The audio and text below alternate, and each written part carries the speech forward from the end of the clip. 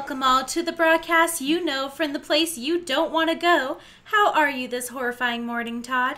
Actually, I'm glad you asked, Janine. You see... I didn't actually care, Todd. Your life is meaningless to me. I thought I made this clear.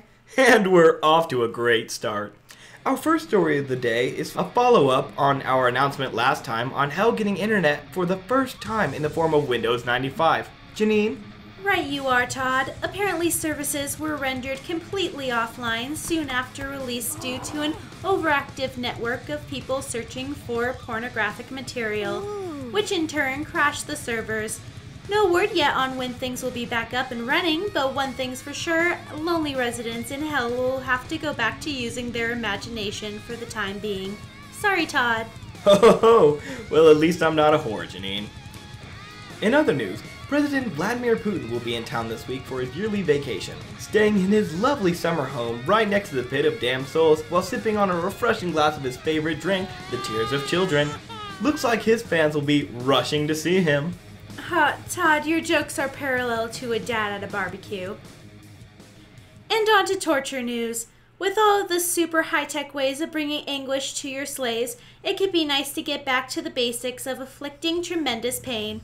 Don't be afraid to use good old techniques like removing the tongue with a heated blade, seeing them on a wooden wedge with weights on their ankles until they split, or even the long-honored favorite, impalement with a sharp object. Todd? That's right, Janine. It can seem overwhelming with all the new fancy ways of inflicting bodily pain, but there's no shame in resorting to good old-fashioned methods. Remember, if they're screaming in fright, you're doing it right. Our top story of the day, Kim Jong-il. Since his arrival 5 years ago, he has been quietly suffering for his atrocities against mankind, until recently when he attempted to overthrow the devil himself with a group of rogue demons. Janine? That's right, Todd. Earlier this week, Kim and his followers marched up to the devil's castle to confront and overthrow him by force. Luckily, he did not get far before his group of rebels were burnt to a crisp and served at a local restaurant known as Cannibal Cafe. Cannibal Cafe, you kill them, we grill them. Todd? Yes, and they were delicious. As for Il himself, he was captured and kept in Satan's personal dungeon and has not been seen since. Not much is known about what goes on in there, but from the illegible Korean screaming we hear from beyond the castle walls, we can determine it is quite unpleasant. In other news, another local celebrity making headlines is the short French fry himself, Napoleon Bonaparte. This last month marks the 195th anniversary of his arrival here in Hell after his death in 1821. Yes, sir, Janine. We celebrated this momentous occasion by placing him in a guillotine, in which his head was chopped clean off. Then it was reattached, and the process was repeated for several hours. Oh, that sounds horrible. But I wonder how they were able to get him to fit in there, considering how small he is. Well, he's bigger than you, if you know what I mean. Oh, I do, Janine. The ceremony was completed by his body being strapped to explosives and launched into the air, where he exploded into many pieces that rained down upon the crowd of screaming fans. Oh, I hope they brought their umbrellas. I guess you could say he went from Napoleon Bonaparte to Napoleon blown apart. Maybe you would say that, Todd. Shut your trap, Janine. Now to the traffic report. There's quite a pileup at the entrance of our lovely home, the highway to hell, and it has come to a complete standstill with demons yelling profanities in frustration. If you're making your way to the volcano of damned souls, you may consider taking alternate routes through the Valley of Death and making a right at Taco Hell. Oh, and if you're on the highway, do be careful of the vicious road rage out there. Yep, you would know all about that, Janine. Oh, Todd, I will feed you your own tongue. Okay, and now on to corrections. I'd like to offer an apology for a mistake during our last broadcast. When discussing Saddam Hussein, I mentioned he would be Zero Dark Hurting, referring to the Zero Dark 30 mission which placed him here, but that is incorrect. That was the mission that sent Osama bin Laden here. So sorry to all of our listeners, they all look the same to me. That's extremely racist, Todd.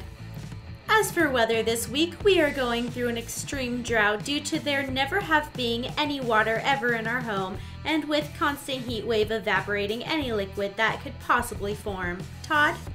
Well, I guess it's true what they say, Genine. People in hell do want ice water.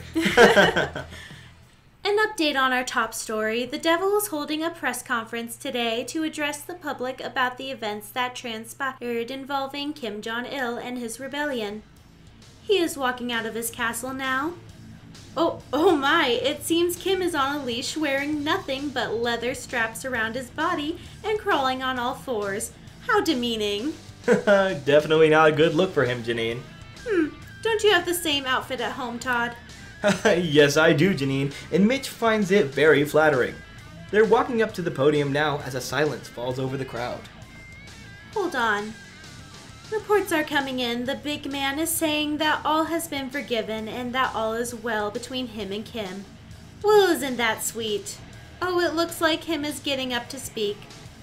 It's coming in from our translator that Kim is saying he loves our Dark Lord and agreed to stay with him and be his pet. Todd?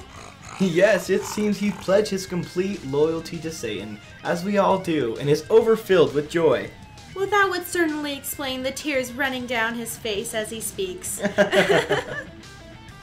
He is stepping down, and now Satan is guiding him back to the castle as the press is taking photos. Well, isn't that great? We are truly honored to have such an amazing and merciful leader who cares for his community, and it just warms my heart. Oh, Todd, you truly are an idiot.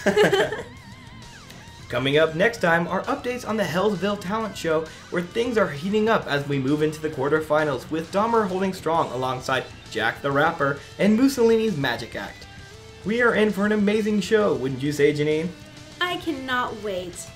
Well, that's all news for today, all you demons and heathens. Join us again at 11 for tips and tricks on how to keep those weapons sparkling while lasting for eternities to come.